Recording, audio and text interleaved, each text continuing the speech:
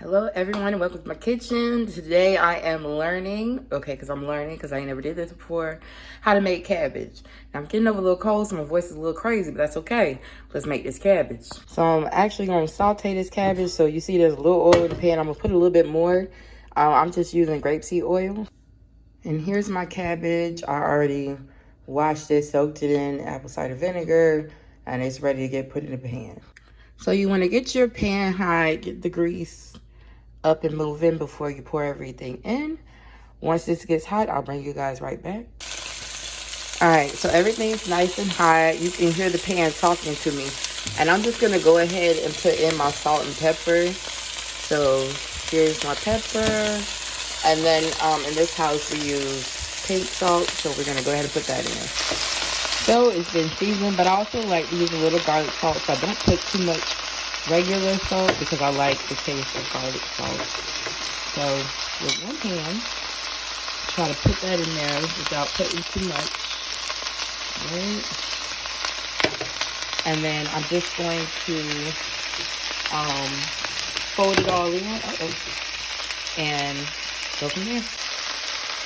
So I'm just going to mix it up inside the pan, so that salt and pepper gets all over. And make sure the oil is on each part of the cabbage. Now y'all, I added some of this Kerrygold butter right there. I'm sorry, but I just gotta have butter in my greens, whatever. It tastes better with butter. So I added that in. Put some more salt and pepper, and I'm just gonna wait it out. All right, so this hasn't been too hard. I mean, I had enough time to wash my dishes while this was cooking, and I really want to get started on something else. So I crunk it back up to like medium high heat, and it's almost finished. So if you take a look, everything is all nice and steamed up. In between, I went ahead and salt and peppered it again. I pulled out a piece just to taste it to see if it needed more than it did. So I salt and peppered it again.